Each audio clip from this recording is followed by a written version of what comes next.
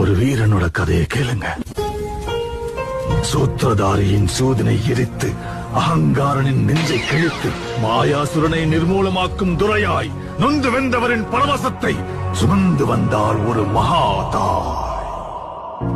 எரியும் தீயினில் பொழியும் மழை போல் சாவின் வீட்டினில் காலனை வென்றவன். ஆணவத்திற்கு எதிராய் கிளர்ச்சி ரூபத்தில் லங்கேஸ்வரனுக்கு எதிராய் வெள்ளேந்தி நின்றான்.